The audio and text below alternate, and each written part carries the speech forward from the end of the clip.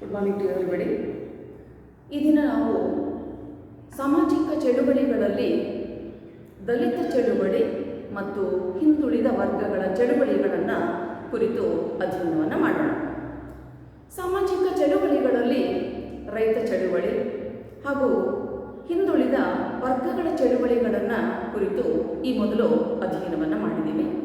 ಒಂದು ಸಾಮಾಜಿಕ ವ್ಯವಸ್ಥೆಯನ್ನು ಬದಲಾಯಿಸುವಂತಹ ಸಂದರ್ಭದಲ್ಲಿ ಚಳುವಳಿ ತನ್ನದೇ ಆದಂತಹ ಒಂದು ಮಹತ್ವವನ್ನು ಪಡೆದುಕೊಳ್ಳುತ್ತದೆ ಎನ್ನುವ ಅಂಶವನ್ನು ಇಲ್ಲಿ ಮುಖ್ಯವಾಗಿರಿಸಿಕೊಂಡು ದಲಿತ ಚಳುವಳಿ ಮತ್ತು ಮಹಿಳಾ ಚಳುವಳಿ, ಮೊದಲನೇದಾಗಿ ದಲಿತ ಚಳುವಳಿಯನ್ನು ಕುರಿತು ಅಧ್ಯಯನವನ್ನು ಆರಂಭಿಸೋಣ.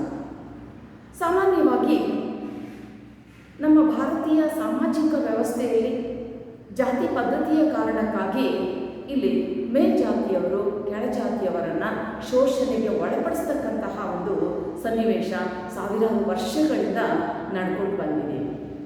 ಆ ಹಿನ್ನೆಲೆಯಲ್ಲಿ ಇಂದು ದಲಿತ ವ್ಯವಸ್ಥೆಯಲ್ಲಿ ಏನೆಲ್ಲ ಬದಲಾವಣೆಗಳಾಗಿದ್ದಾವೆ, ಆ ಬದಲಾವಣೆಗಳಾಗೋದಕ್ಕೆ ಯಾವೆಲ್ಲ ಅಂಶಗಳು ಕಾರಣ ಆದವು ಅಂತಕ್ಕಂತಹ ಒಂದು ಅಂಶವನ್ನು ನಾವಿಲ್ಲಿ ಅಧ್ಯಯನ ಮಾಡಬೇಕಾಗುತ್ತೆ.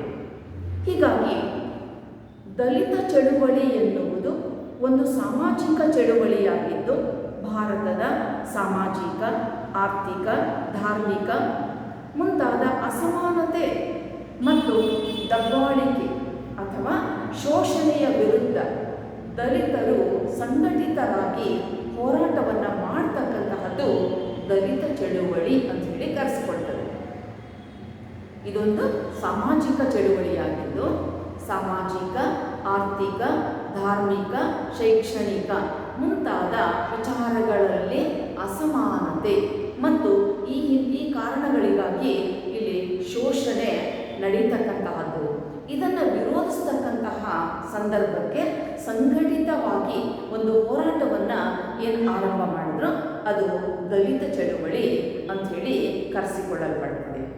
ಬಹಳ ಮುಖ್ಯವಾಗಿ ತಮ್ಮ ಸ್ವಾಭಿಮಾನ, ಸ್ವಾವಲಂಬನೆ ಇಂತಹವುಗಳನ್ನು ಅವರು ಸಾಧಿಸಲೇಬೇಕು ಎನ್ನುವಂತಹ ಅಂಶ ಮನವರಿಕೆ ಆದ ನಂತರದಿಂದ ಇಲ್ಲಿ ದಲಿತ ಚಳುವಳಿ ಒಂದು ವ್ಯವಸ್ಥಿತವಾದಂತಹ ಒಂದು ಚೌಕಟ್ಟನ್ನು ಪಡೆದುಕೊಳ್ತು ಎನ್ನುವುದನ್ನು ನಾವಿಲ್ಲಿ ಮುಖ್ಯವಾಗಿ ಗಮನಿಸ್ತೀವಿ. ಹಾಗಾದರೆ ಶೋಷಿತ ವರ್ಗ ಆ ಶೋಷಣೆಯ ವಿರುದ್ಧ ನಡೆಸ್ತಕ್ಕಂತಹ ಒಂದು ಸಂಘಟಿತ ಪ್ರಯತ್ನವನ್ನು ನಾವು ದಲಿತ ಚಳುವಳಿ ಅಂಥೇಳಿ ಕರಿತೀವಿ.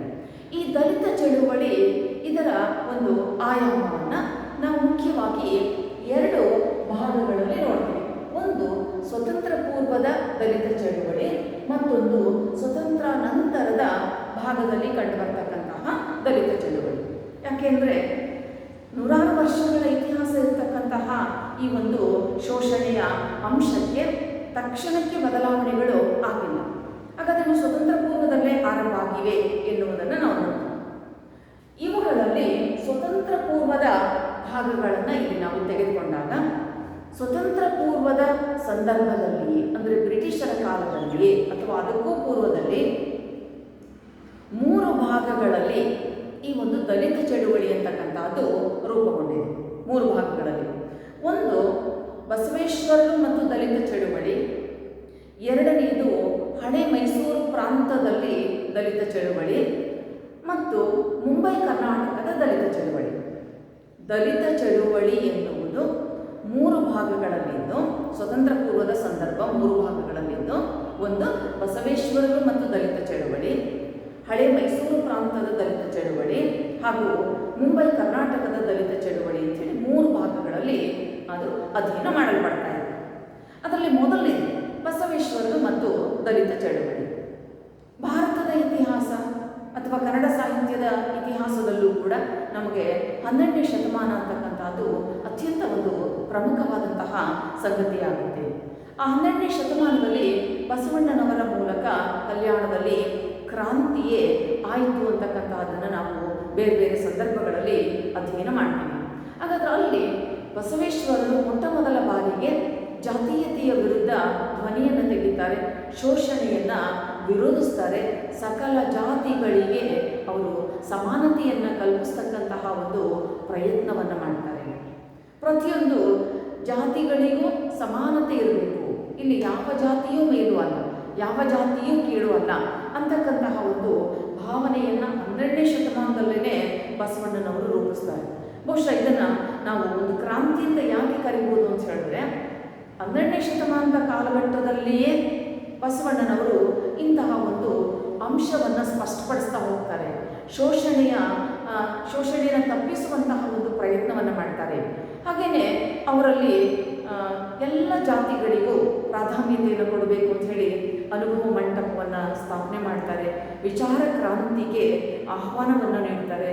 ಸಕಲ ಜಾತಿಯ ಜನರನ್ನು ಗೌರವಿಸ್ತಾ ಹೋಗ್ತಕ್ಕಂಥದ್ದು ಅವರಲ್ಲಿ ಕಾಣ್ತಕ್ಕಂತಹ ಒಂದು ವಿಶೇಷವಾದಂತಹ ಬೆಳವಣಿಗೆ ಆಗಿದೆ. ಹಾಗಾಗಿ ಆ ಸಂದರ್ಭದಲ್ಲಿ ಬರ್ತಕ್ಕಂತಹ ಅನೇಕ ಶರಣರು, ಹಲವಾರು ಶರಣರು ಅಲ್ಲಿ ಬಹಳ ಪ್ರಮುಖರಾಗ್ತಾರೆ. ಅವರೆಲ್ಲರಿಗೂ ಸಮಾನತೆ ಇರ್ತಕ್ಕಂತಹದ್ದು ದೊರೆಯುವಲ್ಲಿ ಬಸವಣ್ಣನವರ ಒಂದು ಶ್ರಮ ಇದೆ. ಮಡಿವಾಳ ಮಾಚಯ್ಯ ಆಗ್ಬೋದು, ಅಂಬಿಗರ ಚೌಡಯ್ಯ ಆಗ್ಬೋದು, ಮಾದಾರ ಚೆನ್ನಯ್ಯ ಆಗ್ಬೋದು, ಸಮಗಾರ ಹರಡಯ್ಯ ಆಗ್ಬೋದು, ಡೋಹರ ಟಕ್ಕಯ್ಯ ಆಗ್ಬೋದು, ಹೀಗೆ ಅನೇಕರು. ಅಥವಾ ಮಹಿಳೆಯರಿಗೂ ಕೂಡ ಅಲ್ಲಿ ಪ್ರಾತಿನಿಧ್ಯ ಅಂತಕ್ಕಂಥದ್ದು ದೊರೆಯುತ್ತೆ. ಆಯ್ದಕ್ಕಿ ಲಕ್ಕಮ್ಮ, ಅಮುಗೆ ರಾಯಮ್ಮ, ಇವರಿಗೂ ಕೂಡ ಒಂದು ಪ್ರಾತಿನಿಧ್ಯ ಅಂತಕ್ಕಂತಹದ್ದು ದೊರೆಯುತ್ತೆ. ಈ ಥರದ ತಳಮಟ್ಟದ ಅಥವಾ ಕನಿಷ್ಠ ಮಟ್ಟದ ಜಾತಿಯ ಒಂದು ಹಿನ್ನೆಲೆಯಿಂದ ಬಂದಂತಹ ವ್ಯಕ್ತಿಗಳಿಗೂ ಸಮಾನವಾಗಿರ್ತಕ್ಕಂತಹ ಒಂದು ಅವಕಾಶವನ್ನು ಅವರು ಕಲ್ಪಿಸ್ತಾರೆ. ಅನುಭವ ಮಂಟಪದ ಮೂಲಕ ಎಲ್ಲ ಜಾತಿಯ ಜನರು ಸೇರಿ ವಿಚಾರಗಳ ಒಂದು ಚರ್ಚೆ ಮಾಡ್ತಕ್ಕಂತಹದ್ದು ಅಥವಾ ಪ್ರತಿಯೊಂದು ಅಂಶಗಳನ್ನು ಮುಕ್ತವಾಗಿ ಚರ್ಚಿಸ್ತಕ್ಕಂತಹದ್ದು ಅಂತಹದ್ದೊಂದು ವಿಭಿನ್ನವಾಗಿರ್ತಕ್ಕಂತಹ ನಿಲುವನ್ನು ಆ ಸಂದರ್ಭದಲ್ಲಿ ಅವರು ಪ್ರಕಟಿಸ್ತಾರೆ. ಬಹುಶಃ ಇದು ಸಾಮಾಜಿಕ ಕ್ರಾಂತಿಯಾಗುತ್ತೆ. ಹಾಗೆಯೇ ಆ ಕಾಲದಲ್ಲಿ ಒಂದು ಅಂತರ್ಜಾತೀಯ ವಿವಾಹ ಕೂಡ ನಡೆಯುತ್ತೆ. ಹೀಗೆ ಆ ಸಂದರ್ಭವನ್ನು ನಾವು ಗಮನಿಸಿದಾಗ ಏನೂ ಬದಲಾವಣೆಗಳನ್ನು ಒಪ್ಪಿಕೊಳ್ಳದೇ ಇದ್ದಂಥ ಕಾಲದಲ್ಲಿ ಬಸವಣ್ಣನವರು ಸಾಕಷ್ಟು ಬದಲಾವಣೆಗಳನ್ನು ತಂದಿರ್ತಕ್ಕಂಥದ್ದು ಇಲ್ಲಿ ಅತ್ಯಂತ ಮಹತ್ವದ ಒಂದು ಬೆಳವಣಿಗೆ ಆಗುತ್ತೆ. ಎಲ್ಲ ಜಾತಿಯ ಜನರು ಅವರ ಕಸುಬುಗಳೇನೇ ಇರಲಿ ಅವರೆಲ್ಲರಿಗೂ ಸಮಾನತೆಯನ್ನು ಕಲ್ಪಿಸ್ತಕ್ಕಂತಹ ಪ್ರಯತ್ನವನ್ನು ಮಾಡ್ತಾರೆ. ಸಾಕಷ್ಟು ವಿರೋಧವನ್ನು ಕಟ್ಕೊಳ್ತಾರೆ. ಇವೆಲ್ಲದರ ನಡುವೆ ಅವರು ಆ ಒಂದು ದಲಿತ ಚಳುವಳಿಗೆ ಒಂದು ಸ್ಪಷ್ಟವಾಗಿರ್ತಕ್ಕಂತಹ ಬುನಾದಿಯನ್ನು ಹಾಕಿದ್ರು ಸ್ವತಂತ್ರ ಪೂರ್ವದಲ್ಲಿ. ಹೀಗಾಗಿ ಬಸವೇಶ್ವರರು ಮತ್ತು ದಲಿತ ಚಳುವಳಿಯ ಕಾಲದಲ್ಲಿ ಆರಂಭಿಕ ಹಂತದಲ್ಲಿ ದಲಿತರಿಗೆ ಒಂದು ಹೊಸ ಬಲವನ್ನು ತಂದುಕೊಟ್ಟಂತಹ ಕಾಲ 12ನೇ ಶತಮಾನದ ಕಾಲ ಅಂಥೇಳಿ ಅಂದ್ಕೊಳ್ಬೋದು. ಎರಡನೇದು ಹಳೆ ಮೈಸೂರು ಪ್ರಾಂತದ ದಲಿತ ಚಳುವಳಿ. ಮೈಸೂರು ಮಹಾರಾಜರುಗಳ ಆಳ್ವಿಕೆಯ ಕಾಲದಲ್ಲಿ ಅವರು ಕೂಡ ದಲಿತರ ಬಗ್ಗೆ ಸಾಕಷ್ಟು ಅನುಕಂಪವನ್ನು ಹೊಂದಿದಂಥವರು. ಈ ಹಿನ್ನೆಲೆಯಲ್ಲಿ ನಾವು ಈ ಹಿಂದೆ ನಾಲ್ವಡಿ ಕೃಷ್ಣರಾಜ ಒಡೆಯರವರ ಕಾಲದ ಕೆಲವೊಂದು ಅಂಶಗಳನ್ನು ಕೂಡ ಪ್ರಜಾಮಿತ್ರ ಮಂಡಳಿಯವರು ಅವರ ಬಳಿ ನಿಯೋಗ ಹೋಗ್ತಕ್ಕಂಥ ಅಂಶಗಳನ್ನು ಕಳೆದ ತರಗತಿಯಲ್ಲಿ ಅಧ್ಯಯನ ಮಾಡಿದರು. ಹಾಗಾದರೆ ಮೈಸೂರು ಮಹಾರಾಜರು ದಲಿತರ ಬಗ್ಗೆ ನಿಜವಾಗಿರ್ತಕ್ಕಂತಹ ಒಂದು ಕಾಳಜಿ ಮತ್ತು ಕಳಕಳಿಯನ್ನು ಹೊಂದಿದಂಥವರು. ಹಾಗಾಗಿ ಅವರು ದಲಿತರಿಗಾಗಿ ಶಾಲೆಗಳನ್ನು ಆರಂಭಿಸ್ತಾರೆ. ನೋಡಿ, ಇದು ಸ್ವತಂತ್ರ ಪೂರ್ವ ಕಾಲ ಅಂದರೆ ಜಾತೀಯತೆ ಇನ್ನೂ ವ್ಯಾಪಕವಾಗಿದ್ದಂತಹ ಕಾಲ, ತೀವ್ರತರವಾಗಿದ್ದಂಥ ಕಾಲ. ಆ ಸಂದರ್ಭದಲ್ಲಿ ಅವರು ದಲಿತರಿಗಾಗಿ, ಅಸ್ಪೃಶ್ಯರಿಗಾಗಿ ಶಾಲೆಗಳನ್ನು ಆರಂಭಿಸಿದರು. ಹಾಗೆಯೇ ಅವರು ವಸತಿ ನಿಲಯಗಳನ್ನು ಕೂಡ ಆರಂಭಿಸ್ತಾರೆ. ವಸತಿ ನಿಲಯಗಳ ಆರಂಭಿಸ್ತಕ್ಕಂತಹದ್ದು ಒಂದು ಬಹಳ ಪ್ರಮುಖವಾಗಿರ್ತಕ್ಕಂತಹ ಒಂದು ಬದಲಾವಣೆಯ ಘಟ್ಟ ಅಂಥೇಳಿ ಹೇಳ್ಬೋದು. ಹೀಗಾಗಿ ಸ್ವತಂತ್ರ ಪೂರ್ವದಲ್ಲಿಯೇ ಮೈಸೂರು ಮಹಾರಾಜರು ಕೂಡ ದಲಿತರ ಬಗ್ಗೆ ಒಂದು ವಿಶೇಷವಾದಂತಹ ಕಾಳಜಿ, ಅಭಿಮಾನವನ್ನು ಹೊಂದಿದ್ದು ಆ ಸಂದರ್ಭದಲ್ಲಿಯೂ ಅವರು ದಲಿತರಿಗೆ ಕೆಲವೊಂದು ಅವಕಾಶಗಳನ್ನು ಒದಗಿಸಿಕೊಡ್ತಾರೆ. ಇದು ಮುಂದುವರೆದು ಒಳ್ಳೆಯ ಬೆಳವಣಿಗೆಯಾಗಿ ಸೇರ್ಪಡೆಯಾಗುತ್ತಾ ಹೋಗುತ್ತೆ. ಹೀಗಾಗಿ ಮೈಸೂರು ಪ್ರಾಂತದಲ್ಲಿ ಕೂಡ ಈ ಒಂದು ದಲಿತ ಚಳುವಳಿ ಅಂತಕ್ಕಂಥದ್ದು ರೂಪುಗೊಳ್ತಕ್ಕಂಥದ್ದನ್ನು ನಾವಲ್ಲಿ ನೋಡ್ತೇವೆ. ಹಾಗೆಯೇ ಆ ಸನ್ನಿವೇಶದಲ್ಲಿ ಅನುಕಂಪ ಅಂದರೆ ದಲಿತರ ಬಗ್ಗೆ, ಶೋಷಿತರ ಬಗ್ಗೆ, ಶೋಷಣೆಗೊಳಗಾಗ್ತಕ್ಕಂಥ ಒಂದು ವರ್ಗದ ಬಗ್ಗೆ ಅನುಕಂಪದ ಭಾವನೆಯನ್ನು ಹೊಂದುವುದರ ಮೂಲಕ ಅವರನ್ನು ಕೂಡ ಸಮಾಜದ ಮುಖ್ಯ ವಾಹಿನಿಗೆ ತರಬಹುದು ಅಂತಕ್ಕಂತಹ ಒಂದು ಆಶಯವನ್ನು ಹೊಂದಿ ಸಾಕಷ್ಟು ಬದಲಾವಣೆಗಳಾಗಲಿಕ್ಕೆ ಆ ಅವಧಿ ಕೂಡ ಕಾರಣ ಆಯಿತು ಅಂತಕ್ಕಂಥ ಅಂಶವನ್ನು ಗಮನಿಸ್ತೀವಿ. ಹಾಗೆ ಮತ್ತೊಂದು ಮುಂಬೈ ಕರ್ನಾಟಕದ ದಲಿತ ಚಳುವಳಿ. ನೋಡಿ, ಮೊದಲನೇ ಭಾಗದಲ್ಲಿ ಬಸವೇಶ್ವರರು ಮತ್ತು ದಲಿತ ಚಳುವಳಿ, ಎರಡನೆಯದು ಮೈಸೂರು ಪ್ರಾಂತದಲ್ಲಿ ಆಗ್ತಕ್ಕಂತಹ ಮಹಾರಾಜರ ಸಂದರ್ಭದಲ್ಲಿ ಆಗ್ತಕ್ಕಂಥ ದಲಿತ ಚಳುವಳಿ, ಮೂರನೆಯದು ಮುಂಬೈ ಕರ್ನಾಟಕದ ದಲಿತ ಚಳುವಳಿ. ಬಹುಶಃ ಈ ಮುಂಬೈ ಕರ್ನಾಟಕದ ದಲಿತ ಚಳುವಳಿಯ ಸಂದರ್ಭಕ್ಕೆ ಅಂಬೇಡ್ಕರ್ ಅವರ ಒಂದು ಪ್ರವೇಶ ಆಗುತ್ತೆ. ಅವರು ಮುಂಬೈನ ಶಾಸಕಾಂಗ ಸಭೆಯ ಪರಿಷತ್ ಸದಸ್ಯರಾಗಿ ನೇಮಕಗೊಂಡಾಗ ಅವರಿಗೆ ಕೆಲವು ಕೆಲಸಗಳನ್ನು ಮಾಡುವಂಥ ಅವಕಾಶಗಳು ಒದಗಿ ಬರುತ್ತೆ. ಆ ಸಂದರ್ಭವನ್ನು ಬಳಕೆ ಮಾಡಿಕೊಂಡು ಮುಂಬೈ ಸರ್ಕಾರದ ನೆರವಿನಿಂದ ಅವರು ದಲಿತರ ಪ್ರಗತಿಗಾಗಿ ಶಾಲೆಗಳನ್ನು ಮತ್ತು ವಸತಿ ಗೃಹಗಳನ್ನು ಆರಂಭಿಸ್ತಕ್ಕಂಥದ್ದು ಇಲ್ಲಿ ಮುಖ್ಯವಾಗಿ ಕಂಡುಬರುತ್ತೆ. ಆ ಕಾರಣಕ್ಕಾಗಿ ಅವರು ಮುಂಬೈ ಮತ್ತು ಕರ್ನಾಟಕ ಪ್ರಾಂತದ ಅನೇಕ ಪ್ರದೇಶಗಳಿಗೆ ಹೋಗಿ ಜನರಲ್ಲಿ ಜಾಗೃತಿಯನ್ನು ಮೂಡಿಸ್ತಾ ಹೋಗ್ತಾರೆ. ಉದಾಹರಣೆಗೆ ಆ ಗಡಿ ಭಾಗಗಳು, ಕರ್ನಾಟಕ ಮತ್ತು ಮಹಾರಾಷ್ಟ್ರದ ಗಡಿ ಭಾಗಗಳಲ್ಲಿರ್ತಕ್ಕಂತಹ ನಿಪ್ಪಾಣಿ ಆಗಿರ್ಬೋದು, ಚಿಕ್ಕೋಡಿ ಆಗಿರ್ಬೋದು, ಧಾರವಾಡ, ಬೆಳಗಾವಿ, ವಿಜಯಪುರ ಈ ಪ್ರಾಂತಗಳಲ್ಲಿ ಅವರು ಭೇಟಿಯನ್ನು ಕೊಟ್ಟುಬಿಟ್ಟು ಅಲ್ಲಿರ್ತಕ್ಕಂಥ ಜನರಲ್ಲಿ ಜಾಗೃತಿಯನ್ನು ಮೂಡಿಸ್ತಕ್ಕಂತಹ ಒಂದು ಪ್ರಯತ್ನವನ್ನು ಮಾಡ್ತಾರೆ. ಅಂದರೆ ಇಲ್ಲಿ ಅವರು ಮುಂದುವರೆದು ಹೇಳ್ತಾ ಹೋಗ್ತಾರೆ, ಶಿಕ್ಷಣ, ಹೋರಾಟ ಮತ್ತು ಸಂಘಟನೆ ಈ ತ್ರಿವಳಿ ಸೂತ್ರಗಳಿಂದ ಮಾತ್ರವೇ ನಾವು ಬದಲಾವಣೆಯನ್ನು ತರೋದಕ್ಕೆ ಸಾಧ್ಯ ಆಗುತ್ತೆ. ಯಾರೋ ಬಂದು ಇದ್ದಕ್ಕಿದ್ದಂತೆ ಬದಲಾವಣೆಗಳನ್ನು ತರೋದಿಲ್ಲ. ಹಾಗಾಗಿ ಮೊದಲು ನಾವು ಶಿಕ್ಷಣವನ್ನು ಪಡ್ಕೊಳ್ಬೇಕು, ಸಂಘಟಿತರಾಗಬೇಕು, ಹೋರಾಟವನ್ನು ಆಗ ಮಾಡೋದಕ್ಕೆ ನಮಗೆ ಸಾಧ್ಯ ಆಗುತ್ತೆ ಎನ್ನುವಂತಹ ಒಂದು ಪ್ರಜ್ಞಾವಂತಿಕೆಯನ್ನು ದಲಿತ ವರ್ಗದಲ್ಲಿ ತುಂಬುವಂತಹ ಪ್ರಯತ್ನವನ್ನು ಮಾಡಿದಂತಹವರು ಅಂಬೇಡ್ಕರ್ ಅವರು. ಹೀಗಾಗಿ ಅಂಬೇಡ್ಕರ್ ಅವರ ಪ್ರಯತ್ನ ಅತ್ಯಂತ ಮಹತ್ವವನ್ನು ಪಡ್ಕೊಳ್ಳುತ್ತೆ. ಬಹುಶಃ ಮುಂದೆ ಅವರು ಸಂವಿಧಾನದಲ್ಲೂ ಕೂಡ ಅವರಿಗೆ ಮೀಸಲಾತಿಯಂತಹ ಸೌಲಭ್ಯಗಳನ್ನು ಒದಗಿಸುವಲ್ಲಿ ಅದು ಒಂದು ಬಹಳ ಮುಖ್ಯವಾಗಿರ್ತಕ್ಕಂತಹ ಒಂದು ಬೆಳವಣಿಗೆಯಾಗಿ ಕಾಣ್ತದೆ. ದಲಿತರಲ್ಲಿ ಸ್ವಾಭಿಮಾನ, ಆತ್ಮವಿಶ್ವಾಸ ಇವುಗಳನ್ನು ಮೂಡಿಸುವುದರ ಮೂಲಕ ಅವರು ಸಾಕಷ್ಟು ಬದಲಾವಣೆಗಳನ್ನು ತರುವಂತಹ ಒಂದು ಪ್ರಯತ್ನವನ್ನು ಮಾಡ್ತಾರೆ. ಮುಂದೆ ಅವರು ರಾಜಕೀಯವನ್ನು ಪ್ರವೇಶಿಸ್ತಾರೆ. ಅನೇಕ ಬದಲಾವಣೆಗಳು ತರೋದಕ್ಕೆ ಅವಕಾಶವನ್ನು ಅವರು ಬ್ರಿಟಿಷರ ಕಾಲದಿಂದ ಮತ್ತು ಸ್ವತಂತ್ರ ನಂತರದ ಕಾಲ ಎರಡೂ ಭಾಗಗಳಲ್ಲಿ ಅವರ ಒಂದು ಪ್ರಭಾವ ಅಂತಕ್ಕಂತಹದ್ದು ಇದೆ. ಹೀಗೆ ದಲಿತ ಚಳುವಳಿಯನ್ನು ನಾವು ಸ್ವತಂತ್ರ ಪೂರ್ವ ಮತ್ತು ಸ್ವತಂತ್ರ ನಂತರ ಅಂಥೇಳಿ ಎರಡು ಭಾಗಗಳನ್ನಾಗಿ ಮಾಡಿಕೊಂಡ್ರೆ, ಸ್ವತಂತ್ರ ಪೂರ್ವದ ಕಾಲದಲ್ಲಿ ಬಸವೇಶ್ವರರು ಮತ್ತು ದಲಿತ ಚಳುವಳಿ, ಮೈಸೂರು ಪ್ರಾಂತದ ದಲಿತ ಚಳುವಳಿ ಮತ್ತು ಮುಂಬೈ ಹಾಗೂ ಕರ್ನಾಟಕ ಪ್ರಾಂತದ ದಲಿತ ಚಳುವಳಿ ಅಂತೇಳಿ ಮೂರು ಭಾಗಗಳಲ್ಲಿ ಇದನ್ನು ಅಧ್ಯಯನ ಮಾಡ್ತೀವಿ. ಅದೇ ರೀತಿ ಸ್ವತಂತ್ರ ನಂತರದ ದಲಿತ ಚಳುವಳಿ ಹೇಗಿತ್ತು, ಯಾವ ರೀತಿಯ ಅಂಶಗಳು ಇಲ್ಲಿ ಮುಖ್ಯವಾಗಿ ಕಂಡುಬಂದಿವೆ. ಸ್ವತಂತ್ರ ನಂತರದ ದಲಿತ ಚಳುವಳಿಯಲ್ಲಿ ಎರಡು ಪ್ರಮುಖವಾಗಿರ್ತಕ್ಕಂಥ ಘಟ್ಟಗಳಿದ್ದಾವೆ. ಒಂದು ಭೀಮಸೇನ ಎನ್ನುವಂತಹ ಸಂಘಟನೆಯ ಸ್ಥಾಪನೆ 1970ರಲ್ಲಿ ಶ್ಯಾಮ್ ಸುಂದರ್ ಎನ್ನುವ ಒಬ್ಬ ವ್ಯಕ್ತಿಯ ಮೂಲಕ. ಹಾಗೆಯೇ ದಲಿತ ಸಂಘರ್ಷ ಸಮಿತಿ DSS ಅಂತಕ್ಕಂತಹ ಒಂದು ಸಂಘಟನೆಯ ಸ್ಥಾಪನೆ. ಇವೆರಡು ಸ್ವತಂತ್ರ ನಂತರದ ಬೆಳವಣಿಗೆಗಳಲ್ಲಿ ಸಾಕಷ್ಟು ಮಹತ್ವವನ್ನು ಪಡೆದುಕೊಳ್ಳುವಂತಹ ಸಂಗತಿಗಳು ಆಗಿವೆ.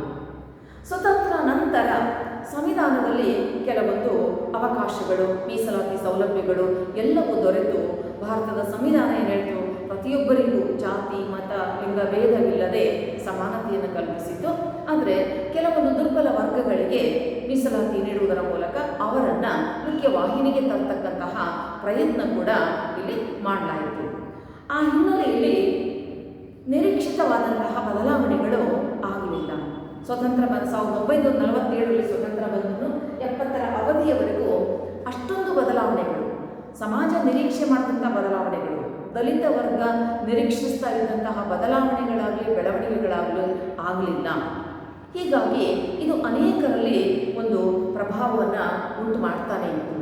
ಈ ಕಾರಣಕ್ಕಾಗಿ 1970ರಲ್ಲಿ ಶ್ಯಾಮ್ ಸುಂದರ್ ಅವರು ಭೀಮಸೇನ ಎನ್ನುವಂತಹ ಒಂದು ಸಂಘಟನೆಯನ್ನು ಆರಂಭ ಮಾಡ್ತಾರೆ. ಆ ಭೀಮಸೇನ ಸಂಘಟನೆಯನ್ನು ಅವರು ಹೈದರಾಬಾದ್ ಕರ್ನಾಟಕದ ಪ್ರಾಂತದಲ್ಲಿ ಮೊದಲು ಆರಂಭಿಸ್ತಾರೆ.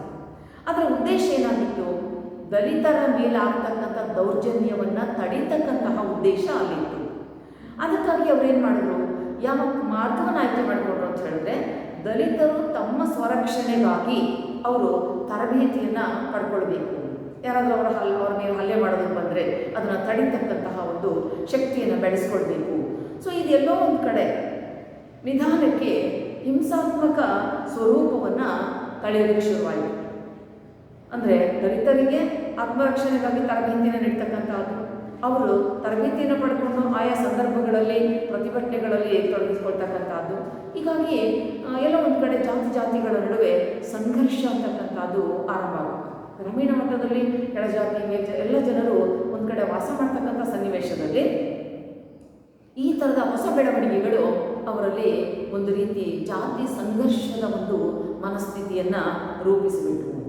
ಹಾಗಾಗಿ ಇಲ್ಲಿ 1975ರಲ್ಲಿ ಅಲ್ಲಿಯವರೆಗೂ ಕೆಲವೊಂದು 5 ವರ್ಷಗಳ ಕಾಲ ಅನೇಕ ಬದಲಾವಣೆಗಳು ಹಾಗೂ ಇದು ನಡೀತಾ ಇದ್ದವು. 1975ರಲ್ಲಿ ಶ್ಯಾಮ್ ಸುಂದರ್ ಅವರು ಮರಣ ಹೊಂದಿದರು, ನಿಧನರಾಗ್ತಾರೆ. ಅದರ ನಂತರ ಅಲ್ಲಿ ಒಂದು ನಿರ್ದಿಷ್ಟವಾದಂತಹ ಮುಖಂಡತ್ವ, ನಾಯಕತ್ವದ ಕೊರತೆ ಮತ್ತು ಈ ಒಂದು ಸಂಘರ್ಷದ ಪ್ರೇರಣೆ, ಸಂಘರ್ಷದ ಸಂದರ್ಭಗಳು ಅಲ್ಲಿ ಆರಂಭ ಆಗಿರ್ತಕ್ಕಂಥದ್ದು. ಈ ಎಲ್ಲ ಹಿನ್ನೆಲೆಯಲ್ಲಿ ಈ ಒಂದು ಭೀಮಸೇನ ಚಟುವಟಿಕೆಗಳನ್ನು, ಆ ಒಂದು ಸಂಘಟನೆಯನ್ನು ಸರ್ಕಾರ ಅಂತಕ್ಕಂತಹದ್ದು ನಿಷೇಧಿಸಿತು. ನೋಡಿ, ಬಹಳ ಕಡಿಮೆ ಅವಧಿಯಲ್ಲಿ 1970ರಲ್ಲಿ ಅಸ್ತಿತ್ವಪಡ್ತಕ್ಕಂತಹ ಭೀಮಸೇನಾ ಸಂಘಟನೆ ಎಲ್ಲೋ ಒಂದು ಕಡೆ ಪರೋಕ್ಷವಾಗಿ ಅದರ ಉದ್ದೇಶ ಅಲ್ಲದೆ ಹೋಗಿದ್ರು ಕೂಡ ಜನರು ಅದನ್ನು ಅಳವಡಿಸಿಕೊಳ್ಳುವಂಥ ಸಂದರ್ಭದಲ್ಲಿ ಜಾತಿ ಸಂಘರ್ಷಗಳಿಗೆ ಅವಕಾಶ ಆಗ್ತಕ್ಕಂಥದ್ದು ಇಲ್ಲಿ ಕಂಡು ಬಂದ್ಬಿಡ್ತು. ಹೀಗಾಗಿ ಶ್ಯಾಮ್ ಸುಂದರ್ ಮರಣ ಹೊಂದುತ್ತಾರೆ. ಅವರ ನಂತರ ಈ ಒಂದು ಭೀಮಸೇನಾ ಅಂತಕ್ಕಂತಹ ಒಂದು ಸಂಘಟನೆ ಇಲ್ಲಿ ಸರ್ಕಾರದಿಂದಲೇ ನಿಷೇಧಕ್ಕೆ ಒಳಗಾಯಿತು ಅಂತಕ್ಕಂಥದ್ದನ್ನು ನೋಡ್ತೀವಿ. ಅದರ ನಂತರ DSS ದಲಿತ ಸಂಘರ್ಷ ಸಮಿತಿ ಅಂತಕ್ಕಂಥದ್ದು ಕರ್ನಾಟಕದಲ್ಲಿ ಬಿ ಬಸವಲಿಂಗಪ್ಪನವರು ದಲಿತ ನಾಯಕರುಗಳಲ್ಲಿ ಅತ್ಯಂತ ಪ್ರಮುಖರಾಗಿದ್ದಂಥವರು. ಅವರು ಬಹುಶಃ ದಲಿತರ ಬಗ್ಗೆ ಅಪಾರವಾಗಿರ್ತಕ್ಕಂತಹ ಒಂದು ಕಾಳಜಿ, ಕಳಕಳಿಯನ್ನು ಹೊಂದಿದಂಥವರು. ಅವರು ಒಂದು ಕಡೆ ಆಪಾದನೆಯನ್ನು ಮಾಡ್ತಾರೆ, ಕನ್ನಡ ಸಾಹಿತ್ಯದಲ್ಲಿ ಏನಿದೆ ಅದೆಲ್ಲ ಇರ್ತಕ್ಕಂಥದ್ದು ಮೋಸ. ಯಾಕೆ ಅಂತ ಹೇಳಿದ್ರೆ, ಅವರು ದಲಿತರ ಬಗ್ಗೆ ನಿಜವಾಗಿರ್ತಕ್ಕಂಥ ಕಾಳಜಿ ಅಂತಕ್ಕಂಥದ್ದು ಕನ್ನಡ ಸಾಹಿತ್ಯದಲ್ಲಿ ವ್ಯಕ್ತವಾಗ್ತಾ ಇಲ್ಲ ಅಂತಕ್ಕಂಥದ್ದು. ಸೊ ಇದು ಮುಂದೆ ಒಂದು ರೀತಿಯ ಸಂಘರ್ಷಕ್ಕೆ ಕಾರಣ ಆಗುತ್ತೆ. ಬಸವಲಿಂಗಪ್ಪನವರು ಈ ಕಾರಣಕ್ಕಾಗಿ ಸ್ವಲ್ಪ ಹಿನ್ನಡೆಯನ್ನು ಕೂಡ ಅನುಭವಿಸಬೇಕಾಗುತ್ತೆ. ಆದರೆ ಅವರ ಒಂದು ಪ್ರಯತ್ನ, ಪ್ರೇರಣೆಯಿಂದ ಏನಾಯಿತು ಅಂದರೆ ದಲಿತರು ಒಗ್ಗಟ್ಟಾಗೋದಕ್ಕೆ ಕಾರಣ ಆಯಿತು. ಜನರಿಂದ ಒಂದು ರೀತಿ ನಿರಾಶೆಗೆ ಒಳಗಾದ್ರೂ ಕೂಡ ಪರೋಕ್ಷವಾಗಿ ದಲಿತರಲ್ಲಿ ಒಗ್ಗಟ್ಟು ಮೂಡೋದಕ್ಕೆ ಬಸವಲಿಂಗಪ್ಪನವರ ಪ್ರೇರಣೆ ಅಂತಕ್ಕಂಥದ್ದು ಕಾರಣ ಆಯಿತು. ಹಾಗಾಗಿ ಮುಂದೆ 1975 ಆ ಅವಧಿಯ ನಂತರ ಅವರೆಲ್ಲರೂ ಒಂದು ಕಡೆ ಒಟ್ಟಾಗಿ ಸೇರ್ತಾರೆ. ಎಲ್ಲ ಕೆಳಜಾತಿಯವ್ರನ್ನ ಒಂದು ಕಡೆ ಸೇರಿಸುವಂತಹ ಪ್ರಯತ್ನವನ್ನು ಮಾಡ್ತಾರೆ. ಆ ಪ್ರಯತ್ನ ಮಾಡ್ತಾ 1977ರಲ್ಲಿ ಕರ್ನಾಟಕ ದಲಿತ ಸಂಘರ್ಷ ಸಮಿತಿ ಅಂತಕ್ಕಂತಹ ಒಂದು ಸಂಘಟನೆಯನ್ನು ಅವರು ಆರಂಭಿಸ್ತಾರೆ. ಆಗ ಪ್ರೊಫೆಸರ್ ಬಿ ಕೃಷ್ಣಪ್ಪ ಅವರನ್ನ ರಾಜ್ಯ ಮಟ್ಟದ ಸಂಚಾಲಕರನ್ನಾಗಿ ನೇಮಿಸ್ತಾರೆ. ಅಂದರೆ ಅಲ್ಲಿವರೆಗೂ ಒಂದು ಪ್ರಯತ್ನ ಅಂತಕ್ಕಂಥದ್ದು ನಡೆಯುತ್ತೆ. ಆರಂಭದ ದಿನಗಳಲ್ಲಿ ದಲಿತ ಸಂಘರ್ಷ ಸಮಿತಿ, ನೋಡಿ ಇದೊಂದು ವಿಸ್ತರಿಸಿ ಅಂತಕ್ಕಂಥ ಪ್ರಶ್ನೆ, ದಲಿತ ಸಂಘರ್ಷ ಸಮಿತಿ DSS ದಲಿತ ಸಂಘರ್ಷ ಸಮಿತಿ. ಆರಂಭದಲ್ಲಿ ನಿಧಾನಕ್ಕೆ ತನ್ನ ಕೆಲಸವನ್ನು ಆರಂಭ ಮಾಡಿದಂತಹ DSS ಮುಂದೆ ಚುನಾವಣೆಗಳಲ್ಲಿ ಮಧ್ಯೆ ಪ್ರವೇಶಿಸಿತು. ಅನೇಕ DSS ನಾಯಕರುಗಳು, ಮುಖಂಡರು ರಾಜಕೀಯ ಪಕ್ಷಗಳ ಮುಖಂಡರ ಜೊತೆ ಸಖ್ಯವನ್ನು ಬೆಳೆಸಿ ಕೆಲವೊಂದು ಹಂತದಲ್ಲಿ ರಾಜಕೀಯ ಪ್ರವೇಶವನ್ನು ಕೂಡ ಮಾಡಿದರು. ದೇವರು ಮಹಾದೇವ ಅವರ ಅವರು DSSನ ಸಂಚಾಲಕರಾಗಿದ್ದಂತಹ ಸಂದರ್ಭದಲ್ಲಿ ಜನತಾ ಪಕ್ಷಕ್ಕೆ ಅವರು ಬೆಂಬಲವನ್ನು ನೀಡ್ತಾರೆ. ಸಿದ್ದಲಿಂಗಯ್ಯನವರು ನಂತರ ವಿಧಾನ ಪರಿಷತ್ಗೆ ಸದಸ್ಯರಾಗಿ ನೇಮಕಗೊಂಡಾಗ ಅಲ್ಲಿ ಒಂದು ಬಗೆಯ ಬೆಂಬಲ ಅಂತಕ್ಕಂಥದ್ದು ವ್ಯಕ್ತವಾಗುತ್ತೆ. ಹೀಗೆ ಈ ಥರದ ವ್ಯವಸ್ಥೆಯ ನಡುವೆ ಪ್ರೊಫೆಸರ್ ಬಿ ಕೃಷ್ಣಪ್ಪನವರು 1991ರಲ್ಲಿ DSSನ ಮೂಲಕ ಲೋಕಸಭಾ ಕ್ಷೇತ್ರದ ಚುನಾವಣೆಯಲ್ಲಿ ಪ್ರತಿನಿಧಿಸ್ತಾರೆ. ಆದರೆ ಅವರು ಅಲ್ಲಿ ಗೆಲುವನ್ನು ಹೊಂದಲಾಗಲಿಲ್ಲ. ಹೀಗೆ ಯಾವಾಗ DSS ಅಂತಕ್ಕಂತಹದ್ದು ರಾಜಕಾರಣವನ್ನು ಪ್ರವೇಶಿಸಿತೋ ಅದರಲ್ಲಿ ಮುಂದೆ ಅನೇಕ ಕವಲುಗಳಾದವು. ಅದರಲ್ಲಿಯೂ 1990ರ ನಂತರ ದಲಿತ ಸಂಘರ್ಷ ಸಮಿತಿ ಅನೇಕ ಭಾಗಗಳಾಗಿ ರೂಪುಗೊಳ್ತು. ಅಲ್ಲಿನ ಒಗ್ಗಟ್ಟಿನ ಕೊರತೆ ಅಥವಾ ಮುಖಂಡರುಗಳ ಒಂದು ಸಲಹೆ, ಮಾರ್ಗದರ್ಶನ ಇವುಗಳಲ್ಲಿ ಕಂಡುಬರ್ತಕ್ಕಂತಹ ಭಿನ್ನತೆಗಳು ಮುಂದೆ DSS ಅನೇಕ ಭಾಗಗಳಾಗಿ ರೂಪುಗೊಂಡಿದೆ. ಆದರೆ ಇವತ್ತು ಗ್ರಾಮೀಣ ಹಂತದಲ್ಲೂ ಕೂಡ DSS ಪ್ರಭಾವಶಾಲಿಯಾಗಿರ್ತಕ್ಕಂಥದ್ದನ್ನು ನೋಡ್ತೀವಿ ಮತ್ತು ಅನೇಕ ಸಂದರ್ಭಗಳಲ್ಲಿ ಅವರ ಒಂದು ಪ್ರಭಾವ ಅಂತಕ್ಕಂತಹದ್ದು ಕೂಡ ಕಾಣ್ತಾ ಇದೆ. ಗ್ರಾಮೀಣ ಹಂತದಲ್ಲಿ ದಲಿತ ವರ್ಗದಲ್ಲಿ ಸಾಕಷ್ಟು ಪ್ರೇರಣೆ ಜಾಗೃತಿ ಅಂತಕ್ಕಂಥದ್ದು ಮೂಡೋದಕ್ಕೆ ಸಾಧ್ಯ ಅಂತಕ್ಕಂಥದ್ದು ಆಗಿದೆ. ಹೀಗೆ ಈ ಒಂದು ದಲಿತ ಚಳುವಳಿ ಅಂತಕ್ಕಂಥದ್ದು ತನ್ನದೇ ಆಗಿರ್ತಕ್ಕಂತಹ ಒಂದು ಆಶಯವನ್ನು ಇಳ್ಕೊಳ್ಳೋದಕ್ಕೆ ಸಾಧ್ಯ ಆಯಿತು. ನಂತರದಲ್ಲಿ ಬರ್ತಕ್ಕಂತಹದ್ದು ಭಾರತದಲ್ಲಿ ಮಹಿಳಾ ಚಳುವಳಿಯನ್ನು ಕುರಿತು. ಸಾಮಾಜಿಕ ಚಳುವಳಿಗಳಲ್ಲಿ ನಾವು ರೈತ ಚಳುವಳಿ, ಹಿಂದುಳಿದ ವರ್ಗಗಳ ಚಳುವಳಿ, ದಲಿತ ಚಳುವಳಿ, ಕೊನೆಯ ಭಾಗದಲ್ಲಿ ಬರ್ತಕ್ಕಂತಹದ್ದು ಮಹಿಳಾ ಚಳುವಳಿ. ಮಹಿಳೆಯರು ಕೂಡ ಒಂದು ರೀತಿಯಲ್ಲಿ ಶೋಷಣೆಗೆ ಒಳಗಾಗಿರ್ತಕ್ಕಂತಹ ಒಂದು ವರ್ಗ. ಅವರಲ್ಲಿ ಕಂಡುಬಂದಂತಹ ಸಂಘಟನೆ, ಸಂಘಟಿತ ಪ್ರಯತ್ನ, ಅವುಗಳನ್ನು ಕೂಡ ನಾವು ಸ್ವತಂತ್ರ ಪೂರ್ವ ಮತ್ತು ಸ್ವತಂತ್ರ ನಂತರ ಅಂತ ಹೇಳಿ 2 ಭಾಗಗಳಲ್ಲಿ ಅಧ್ಯಯನ ಮಾಡ್ತೀವಿ.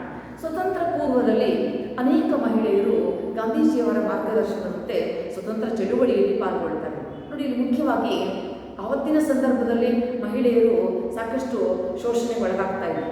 18ನೇ ಶತಮಾನದ ಸಂದರ್ಭದಲ್ಲಿ ಸತಿಸಾಗಮನ ಪದ್ಧತಿ ಆಗಿರ್ಬೋದು, ಬಾಲ್ಯ ವಿವಾಹ ಪದ್ಧತಿ ಆಗಿರ್ಬೋದು, ಪರ್ದಾ ಪದ್ಧತಿ, ಮಧ್ಯಯುಗ ಕಾಲದ ಪರ್ದಾ ಪದ್ಧತಿ, ಇಂಥ ಅನೇಕ ಅನಿಷ್ಟ ಆಚರಣೆಗಳ ವಿರುದ್ಧ ಇಲ್ಲಿ ಹೋರಾಟವನ್ನು ಮಾಡಬೇಕಾಯಿತು. ಅದೆಲ್ಲ ಆ ಒಂದು ಹೋರಾಟ ನಡೀತಾನೆ ಇತ್ತು. ಸಮಾಜ ಸುಧಾರಕರ ಒಂದು ಬೆಂಬಲ ಅಂತಕ್ಕಂಥದ್ದು ಕೂಡ ಇಲ್ಲಿ ವ್ಯಕ್ತವಾಗ್ತಾ ಇತ್ತು. ಅದರ ಜೊತೆಗೆ ಗಾಂಧೀಜಿಯವರ ಮಾರ್ಗದರ್ಶನದಂತೆ ಸ್ವತಂತ್ರ ಚಳುವಳಿಯಲ್ಲಿ ಮಹಿಳೆಯರು ಪಾಲ್ಗೊಂಡಾಗ ಮೊಟ್ಟ ಮೊದಲನೇ ಬಾರಿಗೆ ಬಹಿರಂಗವಾಗಿ ಮಹಿಳೆಯರು ಮನೆಯನ್ನು ಬಿಟ್ಟು, ಮನೆಯ ಚೌಕಟ್ಟನ್ನು ಬಿಟ್ಟು ಆಚೆ ಬಂದು ಪ್ರತಿಭಟನೆಯಲ್ಲಿ ತೊಡಗಿಕೊಂಡರು. ಇದು ಮುಂದುವರೆದು ಮಹಿಳೆಯರಲ್ಲಿಯೇ ಕೆಲವೊಂದು ಸಂಘಟನೆಗಳನ್ನು ಆರಂಭಿಸುವ ಹಂತಕ್ಕೆ ಬದಲಾವಣೆಗಳು ಅಂತಕ್ಕಂಥದ್ದು ಇಲ್ಲಿ ಆಗೋದಕ್ಕೆ ಶುರುವಾಯಿತು. 1900ರ ವೇಳೆಗೆ ಮಹಿಳಾ ಸಂಘಟನೆಗಳು ಅಂತಕ್ಕಂಥವುಗಳು ಭಾಷೆ, ಧರ್ಮ, ಪ್ರಾಂತ ಇವುಗಳ ಆಧಾರದ ಮೇಲೆ ವಿಭಿನ್ನ ನಗರಗಳಲ್ಲಿ ಮಹಿಳಾ ಸಂಘಟನೆಗಳು ಅಂತಕ್ಕಂಥವುಗಳು ಅಸ್ತಿತ್ವಕ್ಕೆ ಬಂದವು. ಉದಾಹರಣೆಗೆ ಮದ್ರಾಸ್ನಲ್ಲಿ ಸುಬ್ಬಲಕ್ಷ್ಮಿ ಅಮ್ಮಾಳ್ ಅವರಿಂದ ಬ್ರಾಹ್ಮಣ ನಿಲಯ, ಮೈಸೂರಿನಲ್ಲಿ ಮಹಿಳಾ ಸೇವಾ ಸಮಾಜ ಅಂತಕ್ಕಂಥದ್ದು, ಪೂನಾದಲ್ಲಿ ಭಗಿನಿ ಸಮಾಜ ಅಂತಕ್ಕಂಥದ್ದು, ಈ ತರಹದ ಒಂದು ಸಂಘಟನೆಗಳು ಸ್ವತಂತ್ರ ಪೂರ್ವದಲ್ಲಿಯೇ ಆರಂಭ ಆದವು. 1905ರಲ್ಲಿ ವಿದೇಶಿ ವಸ್ತುಗಳನ್ನು ನಿಷೇಧಿಸುವಂತೆ ಕರೆ ಕೊಟ್ಟಲ್ಲಿ ಮಹಿಳೆಯರೂ ಕೂಡ ಅದರಲ್ಲಿ ಪಾಲ್ಗೊಂಡರು. ಹಾಗೆಯೇ 1930ರ ಗಾಂಧೀಜಿಯವರ ಅಸಹಕಾರ ಚಳುವಳಿಯಲ್ಲಿ ಕೂಡ ಮಹಿಳೆಯರು ಭಾಗವಹಿಸಿದರು. ಇದು ಮಹಿಳೆಯರಲ್ಲಿಯೇ ಇತರ ಎಲ್ಲ ಮಹಿಳೆಯರಲ್ಲಿ ಒಂದು ರೀತಿಯ ಆತ್ಮವಿಶ್ವಾಸವನ್ನು ಮೂಡಿಸಿತು. ಹಾಗಾಗಿ ನಾವು ಕೂಡ ಸಮಾನ ಅವಕಾಶಗಳನ್ನು ಹೊಂದಬೇಕು ಮತ್ತು ಸ್ವತಂತ್ರವನ್ನು ಪಡ್ಕೊಳ್ಬೇಕು ಅಂತಕ್ಕಂತಹ ಒಂದು ಮನಸ್ಥಿತಿ ಭಾರತದ ಮಹಿಳೆಯರಲ್ಲಿ ರೂಪುಗೊಳ್ಳೋದಕ್ಕೆ ಸಾಧ್ಯ ಆಯಿತು. ಹಾಗೆಯೇ ಆ ಕಾಲದಲ್ಲಿ ಜಾರಿಗೆ ಬರ್ತಕ್ಕಂತಹ ಕಾನೂನುಗಳು, ಮಹಿಳೆಯರ ಪರವಾಗಿರ್ತಕ್ಕಂಥ ಕೆಲವು ಕಾನೂನುಗಳು ಆ ಒಂದು ಸತಿ ಪದ್ಧತಿಯನ್ನು ನಿಷೇಧಿಸಿದ್ವು. ಸ್ತ್ರೀಯರಿಗೆ ಆಸ್ತಿಯ ಹಕ್ಕನ್ನು ದೊರಕಿಸುವಂತಹ ಪ್ರಯತ್ನವನ್ನು ಮಾಡಿದ್ವು. ತಕ್ಷಣಕ್ಕೆ ದೊರಕಿಸದೆ ಹೋದರೂ ಅಂತಹದ್ದೊಂದು ಸಂದರ್ಭ ಇದೆ ಅಂತಕ್ಕಂತಹ ಮಾಹಿತಿ ಮಹಿಳೆಯರ ಗಮನಕ್ಕೆ ಬಂತು. ಹೀಗಾಗಿ ಸ್ವತಂತ್ರ ಪೂರ್ವದಲ್ಲಿಯೇ ಮಹಿಳೆಯರು ತಕ್ಕ ಮಟ್ಟಿಗೆ ತಮ್ಮ ಮನೆಯಿಂದ ಆಚೆ ಬಂದು ಪ್ರತಿಭಟನೆಯಲ್ಲಿ ತೊಡಗತಕ್ಕಂತಹದ್ದು, ತಮಗೂ ಕೆಲವೊಂದು ಅವಕಾಶಗಳನ್ನು ಕೇಳ್ಕೊಳ್ತಕ್ಕಂಥದ್ದು, ಇದೆಲ್ಲವೂ ಕೂಡ ಸ್ವತಂತ್ರ ಪೂರ್ವದ ಸಂದರ್ಭದಲ್ಲಿಯೇ ನಡೀತಾ ಬಂದಂತಹದ್ದನ್ನು ನೋಡ್ತೀವಿ. ಇನ್ನು ಸ್ವತಂತ್ರ ನಂತರ ಬಹುಶಃ ಇಲ್ಲಿ ಸಾಕಷ್ಟು ಬೆಳವಣಿಗೆಗಳು ಆಗುತ್ತೆ. ಯಾಕೆಂದರೆ ಸ್ವತಂತ್ರ ಪೂರ್ವದಲ್ಲಿಯೇ ಕೆಲವು ಮಹಿಳೆಯರು ಇಲ್ಲಿ ಪಾತ್ರ ವಹಿಸಿದ್ರಿಂದ ಸ್ವತಂತ್ರ ನಂತರ ಅವರಿಗೂ ಸಂವಿಧಾನದಲ್ಲಿ ಕೆಲವು ಅವಕಾಶಗಳು ದೊರೆತದ್ರಿಂದ ಶೈಕ್ಷಣಿಕ ಅವಕಾಶಗಳನ್ನು ತಮ್ಮದಾಗಿಸಿಕೊಳ್ಳುವಂತಹ ಒಂದು ಪ್ರಯತ್ನವನ್ನು ಅವ್ರು ಮಾಡ್ತಾರೆ. ಇದು ಗಣನೀಯವಾಗಿ ಏರಿಕೆಯನ್ನು ಕಾಣದೆ ಹೋದರೂ ಕೂಡ ಹಂತ ಹಂತವಾಗಿ ಕೆಲವು ಬದಲಾವಣೆಗಳು ಆಗ್ತಾ ಬಂದವು. 1960ರ ಸಂದರ್ಭಕ್ಕೆ, 1970ರ ಸಂದರ್ಭಕ್ಕೆ ಮಹಿಳೆಯರಲ್ಲಿ ಜಾಗೃತಿಯಾಗ್ತಕ್ಕಂತಹ ಪ್ರಮಾಣದ ತೀವ್ರತೆ ಅಂತಕ್ಕಂಥದ್ದು ಹೆಚ್ಚಾಗ್ತಾ ಬಂತು. ಆ ಹಿನ್ನೆಲೆಯಲ್ಲಿ ಅವರು ಅನೇಕ ಮುಖಂಡರುಗಳು, ಸಮಾಜ ಸುಧಾರಕರು ಅವರ ಒಂದು ಬೆಂಬಲಕ್ಕೆ ಇದ್ದದ್ದು ಕೂಡ ಇಲ್ಲಿ ಸ್ಪಷ್ಟವಾಗ್ತಾ ಇತ್ತು. ಹೀಗಾಗಿ 1980ರ ದಶಕದ ವೇಳೆಗೆ ಮುಂಬೈನಲ್ಲಿ ಸ್ತ್ರೀ ಮುಕ್ತಿ ಸಂಘಟನೆ ಅಂತಕ್ಕಂತಹ ಒಂದು ಘಟಕ ಸಂಘಟನೆ ಆರಂಭ ಆಗುತ್ತೆ. ಅದು ಅನೇಕ ಶಿಬಿರಗಳನ್ನು ಆಯೋಜಿಸಿಕೊಂಡು ಆ ಮೂಲಕ ಅಲ್ಲಿ ಪಾಲ್ಗೊಳ್ತಕ್ಕಂತಹ ಮಹಿಳೆಯರಿಗೆ ಮಾರ್ಗದರ್ಶನವನ್ನು ನೀಡುವಂತಹ ಒಂದು ಪ್ರಯತ್ನವನ್ನು ಮಾಡುತ್ತೆ. ಜೊತೆಗೆ ಸ್ವತಂತ್ರ ನಂತರ ಕೂಡ ಅನೇಕ ಸಂಘಟನೆಗಳು ಅಸ್ತಿತ್ವಕ್ಕೆ ಬರ್ತವೆ. ಆ ಸಂಘಟನೆಗಳು ಮಹಿಳೆಯರಲ್ಲಿ ಜಾಗೃತಿಯನ್ನು ಮೂಡಿಸ್ತಕ್ಕಂಥದ್ದು, ಅವರಿಗಿರ್ತಕ್ಕಂಥ ಹಕ್ಕುಗಳ ಬಗ್ಗೆ ಅವರಿಗೆ ಮನವರಿಕೆ ಮಾಡಿಕೊಡ್ತಕ್ಕಂಥದ್ದು, ಇಂತಹ ಪ್ರಯತ್ನಗಳನ್ನು ಅಲ್ಲಿ ವ್ಯಾಪಕವಾಗಿ ಹಮ್ಮಿಕೊಳ್ಳಲಾಗುತ್ತೆ. ಆ ಥರದ ಒಂದು ಸಂದರ್ಭದಲ್ಲಿ ಬಹಳ ಮುಖ್ಯವಾಗ್ತಕ್ಕಂಥವು ಇಲ್ಲಿ ಹೈದರಾಬಾದ್ನಲ್ಲಿ ಸ್ತ್ರೀ ಶಕ್ತಿ ಸಂಘಟನೆ, ಹೈದರಾಬಾದ್ನಲ್ಲಿ ಸ್ತ್ರೀ ಶಕ್ತಿ ಸಂಘಟನೆ ಎನ್ನುವುದು, ಪೂನಾದಲ್ಲಿ ಪುರೋಗಾಮಿ ಸಂಘಟನೆ ಎನ್ನುವುದು, ದೆಹಲಿಯಲ್ಲಿ ಮಹಿಳಾ ದಕ್ಷತಾ ಅಂತಕ್ಕಂತಹ ಸಂಘಟನೆ, ಹಾಗೆಯೇ ಬೆಂಗಳೂರಿನಲ್ಲಿ ವಿಮೋಚನ ಅಂತಕ್ಕಂತಹ ಒಂದು ಸಂಘಟನೆ. ಬೆಂಗಳೂರಿನಲ್ಲಿ ವಿಮೋಚನ, ದೆಹಲಿಯಲ್ಲಿ ಮಹಿಳಾ ದಕ್ಷತಾ ಮತ್ತು ಸ್ತ್ರೀ ಸಂಘರ್ಷ, ಈ ಥರದ ಹೊಸ ಬಗೆಯ ಸಂಘಟನೆಗಳು ಮಹಿಳೆಯರ ಬೆಂಬಲಕ್ಕೆ ನಿಂತು, ಹಾಗಾಗಿ ಇವತ್ತು ವಿಭಿನ್ನ ಚಳುವಳಿಗಳಲ್ಲಿ ಮಹಿಳೆಯರು ಪಾಲ್ಗೊಳ್ತಕ್ಕಂಥದ್ದನ್ನು ನೋಡ್ತೀವಿ. ಹಾಗೆಯೇ ಅದರ ಮುಂದುವರೆದು ಅನೇಕ ಕಡೆಗಳಲ್ಲಿ ಮೇಧಾ ಪಾಟ್ಕರ್ ಅಂತ ಅವರು ಪರಿಸರ ಚಳುವಳಿಯಲ್ಲಿದ್ದಾರೆ, ಅಂತಹ ಚಳುವಳಿಗಳಲ್ಲೂ ಕೂಡ ಮಹಿಳೆಯರು ತೊಡಗಿಸ್ಕೊಳ್ತಾ ಇದ್ದಾರೆ. ಅಥವಾ ಚಿಂಕೋ ಚಳುವಳಿಯಲ್ಲಿ ಮಹಿಳೆಯರು ತಮ್ಮನ್ನು ತೊಡಗಿಸಿಕೊಂಡಿರ್ತಕ್ಕಂತಹ ಉದಾಹರಣೆಗಳು ಇದ್ದಾವೆ. ಹೀಗೆ ಇವತ್ತು ರಾಜಕಾರಣವನ್ನು ಕೂಡ ಕಡಿಮೆ ಸಂಖ್ಯೆಯಲ್ಲಾದರೂ ಮಹಿಳೆಯರು ಪ್ರತಿನಿಧಿಸ್ತಾ ಇದ್ದಾರೆ ಇಂತಹ ಪ್ರಯತ್ನಗಳು. ಅಂದರೆ ಇಲ್ಲಿ ಹಳೆಯ ಸಮಸ್ಯೆಗಳ ಜೊತೆಗೆ ಹೊಸ ಸಮಸ್ಯೆಗಳು ಇಲ್ಲಿ ಉಟ್ಕೊಂಡು, ಉದಾಹರಣೆಗೆ ಸತಿ ಪದ್ಧತಿ, ಬಾಲ್ಯ ವಿವಾಹ ಪದ್ಧತಿ ಅಂತವುಗಳು ಅವು ಕ್ರಮೇಣ ಮರೆಯಾಗ್ತಾ ಹೋದಂತೆ ಇಲ್ಲಿ ಹೊಸ ಹೊಸ ರೀತಿಯ ಸನ್ನಿವೇಶಗಳು, ಹೊಸ ಹೊಸ ಸಮಸ್ಯೆಗಳು ಇಲ್ಲಿ ಉಂಟಾಗತೊಡಗಿವೆ. ಯಾಕೆ ಅಂತ ಹೇಳಿದ್ರೆ, ಸರ್ಕಾರ ಅನೇಕ ಕಾರ್ಯಕ್ರಮಗಳನ್ನು ರೂಪಿಸಿದ್ರೂ ಕೂಡ ಇಲ್ಲಿ ಮಹಿಳೆಯರು ಅದರಲ್ಲಿ ಎಷ್ಟರ ಮಟ್ಟಿಗೆ ಪಾಲ್ಗೊಂಡರು ಅಥವಾ ಯಾವ ರೀತಿಯಲ್ಲಿ ಅವುಗಳ ಒಂದು ಬಳಕೆಯನ್ನು ಮಾಡಿಕೊಳ್ತೊಡಗಿದ್ರು ಅಂತಕ್ಕಂಥದ್ದು ಇಲ್ಲಿ ಮುಖ್ಯವಾಗಿ ಎದುರಾಗ್ತಕ್ಕಂತಹ ಒಂದು ಪ್ರಶ್ನೆ ಆಗಿತ್ತು. ಸೊ ಈ ಹಿನ್ನೆಲೆಯಲ್ಲಿ ಮಹಿಳೆಯರನ್ನು ಸಾಕ್ಷರರನ್ನಾಗಿಸುವ ಒಂದು ಪ್ರಯತ್ನ ಕೂಡ ನಡೆಯುತ್ತೆ ಸರ್ಕಾರದ ವತಿಯಿಂದ. 1978-80 ಸಂದರ್ಭದಲ್ಲಿ ನಡೆದಂಥ ಸಾಕ್ಷರತಾ ಆಂದೋಲನದಲ್ಲಿ ಪುರುಷರ ಜೊತೆಗೆ ಮಹಿಳೆಯರನ್ನು ಕೂಡ ಸಾಕ್ಷರರನ್ನಾಗಿಸಬೇಕು ಅಂತಕ್ಕಂತಹ ಒಂದು ಪ್ರಯತ್ನ ವ್ಯಾಪಕವಾಗಿ ನಡೆಯುತ್ತೆ. ಸೊ ಈ ಥರದ ಕೆಲವು ಬದಲಾವಣೆಗಳು ಅಂತಕ್ಕಂಥವುಗಳು ಮಹಿಳೆಯರಲ್ಲಿ ಒಂದು ಜಾಗೃತಿಯನ್ನು ಮೂಡಿಸ್ತಕ್ಕಂತಹ ಕೆಲಸವನ್ನು ಅವು ಮಾಡ್ತಾ ಬರ್ತವೆ. ಇಂತಹ ಒಂದು ಪ್ರಯತ್ನಗಳು, ಚಟುವಟಿಕೆಗಳು ಇಲ್ಲಿ ಸ್ವತಂತ್ರ ನಂತರ ರೂಪುಗೊಂಡಿವೆ. ಇವತ್ತಿಗೂ ಕೂಡ ಅದರ ಮುಂದುವರಿದ ಭಾಗ ಎನ್ನುವಂತೆ ಮಹಿಳಾ ಹೋರಾಟಗಳು, ಚಳುವಳಿಗಳು, ಪ್ರತಿಭಟನೆಗಳು ನಡೀತಾ ಇರ್ತಕ್ಕಂಥದ್ದನ್ನು ನೋಡ್ತಾ ಇದ್ದೀವಿ. ಆದರೆ ಇಲ್ಲಿ ನಾವು ಕೊನೆಯದಾಗಿ ಒಂದು ಅಂಶವನ್ನು ಏನು ಗಮನಿಸಬೇಕಾಗಿದೆ, ಬದಲಾವಣೆಯಾಗುತ್ತಿರುವ ಸನ್ನಿವೇಶ ಮತ್ತು ಆ ಹೊಸ ವಾತಾವರಣದಲ್ಲಿ ಏನೆಲ್ಲ ಸಮಸ್ಯೆಗಳು ಉಂಟಾಗ್ತಾ ಇದ್ದಾವೆ ಅಂತಕ್ಕಂಥ. ಈಗ ಮೊದಲಿಗಿಂತಲೂ ಮಹಿಳೆಯರು ಮುಂದುವರೆದಿದ್ದಾರೆ, ಸಬಲರಾಗ್ತಾ ಇದ್ದಾರೆ, ಸಬಲೀಕರಣ ಅಂತಕ್ಕಂಥದ್ದು ಆಗ್ತಾ ಇದೆ. ಅದರ ಜೊತೆಗೆ ಏನಾಗ್ತಾ ಇದೆ, ಮತ್ತೊಂದು ರೂಪದ ಹೊಸ ಹೊಸ ಸಮಸ್ಯೆಗಳನ್ನು ಮಹಿಳೆಯರು ಇವತ್ತು ಎದುರಿಸಬೇಕಾಗಿದೆ. ಯಾಕೆಂದರೆ ಅನಕ್ಷರಸ್ಥೆಯಾಗಿದ್ದಂತಹ ಮಹಿಳೆ ಇವತ್ತು ಅಕ್ಷರ ಜ್ಞಾನವನ್ನು ಪಡ್ಕೊಂಡಿದ್ದಾಳೆ, ಉನ್ನತ ಶಿಕ್ಷಣವನ್ನು ಪಡ್ಕೊಂಡಿದ್ದಾಳೆ, ಆಕೆ ಉದ್ಯೋಗಸ್ಥಳಾಗ್ತಾ ಇದ್ದಾಳೆ. ಈಗ ಉದ್ಯೋಗಸ್ಥಳಾಗುತ್ತಾ ಹೋದಂತೆ ಇಲ್ಲಿ ಏನು ಬೆಳವಣಿಗೆಗಳಾಗ್ತಾ ಇದೆ ಅನ್ನುವಂಥದ್ದನ್ನು ನಾವು ಗಮನಿಸೋದಾದರೆ, ಉದ್ಯೋಗಸ್ಥ ಮಹಿಳೆ ಅನೇಕ ಸಮಸ್ಯೆಗಳನ್ನು ಎದುರಿಸಬೇಕಾಗಿದೆ. ಇವತ್ತು ಕೌಟುಂಬಿಕ ಸಮಸ್ಯೆಗಳು, ತನ್ನ ಮಕ್ಕಳ ನಿರ್ವಹಣೆ, ಜವಾಬ್ದಾರಿ, ಅಂತಹ ಸಮಸ್ಯೆಗಳನ್ನು ಅವರು ಎದುರಿಸಬೇಕಾಗಿದೆ. ಮತ್ತು ಕೆಲಸ ಮಾಡ್ತಕ್ಕಂತಹ ಸ್ಥಳಗಳಲ್ಲಿ, ಹೊರ ಜಗತ್ತಿನಲ್ಲಿ ಆಕೆ ಪುರುಷರೊಂದಿಗೆ ಪೈಪೋಟಿಯನ್ನು ಎದುರಿಸಬೇಕಾದಂತಹ ಸಂದರ್ಭಗಳು ಇದ್ದಾವೆ.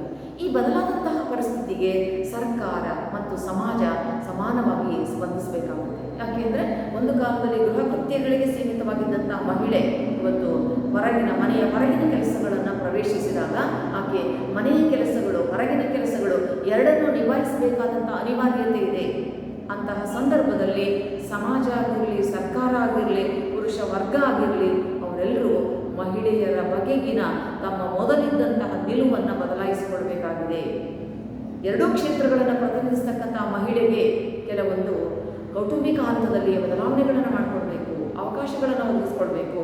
ಆಗ ಮಹಿಳೆ ತನಗೆ ದೊರೆತಿರ್ತಕ್ಕಂಥ ಹೊಸ ಹೊಸ ಅವಕಾಶಗಳ ಸವಾಲುಗಳನ್ನು ಆಕೆ ಸ್ವೀಕರಿಸಿ ಉತ್ತಮವಾಗಿ ಅಲ್ಲಿ ಕಾರ್ಯನಿರ್ವಹಣೆಯನ್ನು ಮಾಡೋದಕ್ಕೆ ಅವಕಾಶ ಅಂತಕ್ಕಂಥದ್ದು ಒದಗಿ ಬರಬೇಕಾಗಿದೆ.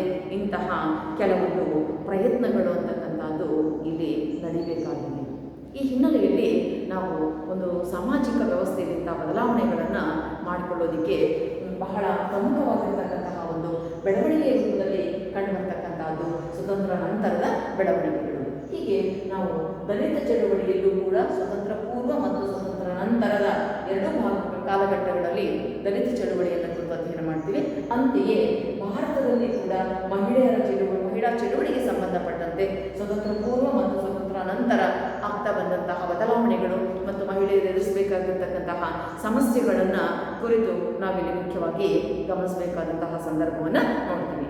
ಈ ರೂಪದಲ್ಲಿ ಸಾಮಾಜಿಕ ಚಳುವಳಿಗಳು ಹೊಸ ದಿಕ್ಕನ್ನು ರೂಪಿಸುವಂತಹ ಸಂದರ್ಭದಲ್ಲಿ ತಮ್ಮದೇ ಆದಂತಹ ಒಂದು ಪ್ರಭಾವ ಮತ್ತು ಪಾತ್ರವನ್ನು ವಹಿಸ್ತಾ ಇವೆ ಅಂತಕ್ಕಂತಹ ಮುಖ್ಯ ಅಂಶವನ್ನು ನಾವಿಲ್ಲಿ ಗಮನಿಸಬೇಕಾಗುತ್ತೆ. ಎಲ್ಲರಿಗೂ ವಂದನೆಗಳು.